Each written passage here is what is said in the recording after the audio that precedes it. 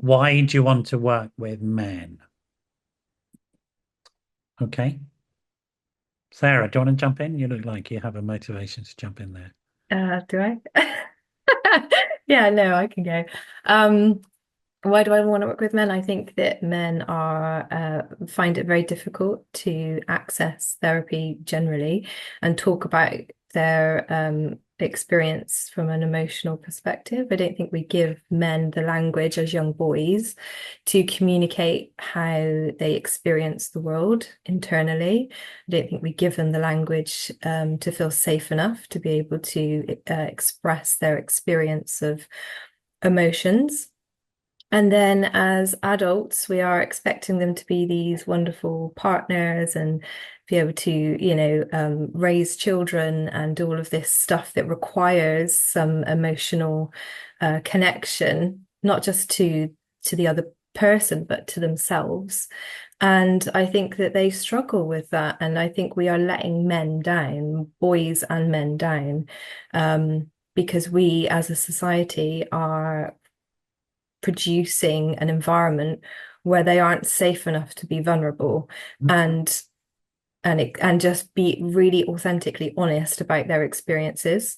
Mhm. And so my motivation is to not only because I think there's a personal aspect to this because I was which I've spoken about on your other Yeah, I shows. mean, you've Um, talked about this, and yeah, it's up to you if you're comfortable sharing yeah, now. absolutely. So, I was in a 12-year marriage, in an abusive relationship. And so it took me several attempts to leave that. But what I was left with was, this is the father of my children, and I want to be able to foster a positive relationship for them with their dad. Yeah. And in order to do that, men need better support. Yeah. So you've got some skin in the game, I guess. Yeah.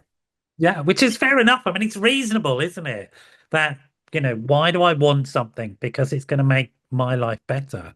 Mhm. It's not a wrong or a bad motivation. So, if I talk very personally, I grew up with an extraordinarily violent drunk as a father, who came from a long, dishonorable line of violent drunk men. And so I grew up being terrified of guys. I mean, it has to be said. And I did everything I could to avoid sort of male company and maleness, and that isn't true anymore. I'm not afraid of my own maleness anymore. Myself and my brother have talked about this a lot, and both myself and my brother were terrified of our own capacity to be violent. Neither of us are. That's the truth. We're both really nice guys who wouldn't hurt a fly. That's the truth. It's sort of like, but we were terrified of it. So sort of inside our heads was this idea of men who are dangerous and violent and unpredictable, and all this sort of stuff. And so my personal journey has been to understand that as a man, I'm not. That actually I'm quite a nice guy and I'm relatively predictable, a bit lazy. I need to lose a bit of weight. I'm pretty good at some things and pretty rubbish at other things. It's that sort of stuff. But it's been tough to get to this point where I feel okay with myself. Tom, you've got a real, I know, a drive, a fire around internal worlds, particularly for men and internal worlds, because Sarah was talking a little bit about that, about the idea that guys need to learn how to talk to themselves as well. Yeah, Yeah, I mean, working with perpetrators of domestic violence was yeah, amazing. Hearing the lack of role models they had in their life, the people that they then chose as their role models, and people in just as desperate situations as themselves, and yet idolizing them and putting them on a pedestal. Where do you ask for help? Where do you talk about your feelings? There isn't a space, and I guess I believe that the more spaces we facilitate for men to come to, the more they can do that for other men, whether that be their children or people in their wider community. yeah. Um, which just aren't there. Most men do it at 2 a.m. on a bar stool or in a kitchen, high or drunk, and then forget or want to forget that they've said it, the next day. And we need to try and break that. Yeah. Why did you get involved with perpetrators? Was it accidental or was it Yeah. It drawn was to it it? was during my therapy training, and I needed a part-time job, and someone else I knew was working there, and I worked in fashion for like 15 years, and I was deeply bored by it, and it came up and it worked fit in with the pattern of my college, and I started doing it, and they liked me initially because I could use all the computers which no one else could. And then I got really into the therapeutic side of it, and I really believe in the power of group as well, seeing one man get vulnerable and that sort of having a domino effect on the rest of the group. And I just, yeah, it was hard to hold at points, and there was a lot to face, and some really volatile characters. But it was interesting. It was a 24-week program, so you could see little incremental changes. I wasn't going to say like in 24 weeks we solved all their problems, but it was interesting how certain characters within the group would hold power, and they sort of became the role models. And then as soon as they got vulnerable, it allowed the other men to do so in turn. Yeah. Vulnerability is an interesting word, I think. And Richmond, you're nodding away there. Vulnerability from Mr. Public School Boy who's going to join Sandhurst. I mean, that Yeah.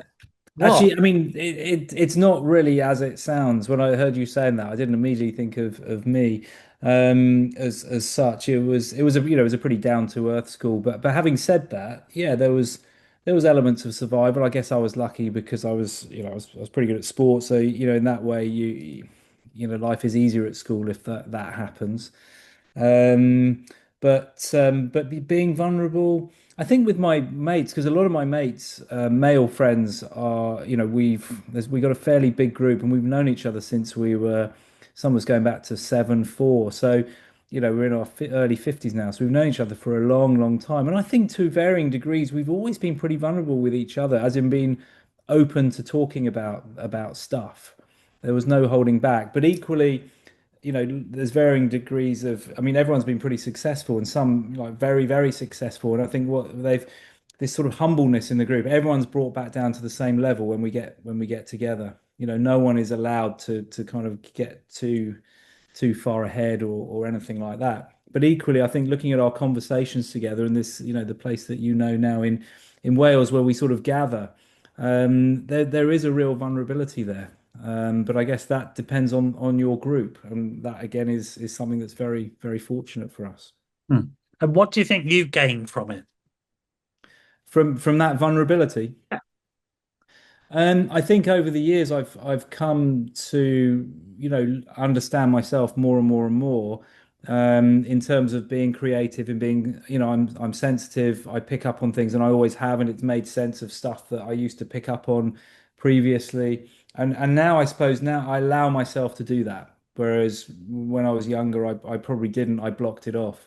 But now I allow myself to be, and you know as a sort of a practitioner of mindfulness and meditation, I get that's one of the things that I really use to allow me to be present, to allow and notice a lot more, rather than get caught up in things.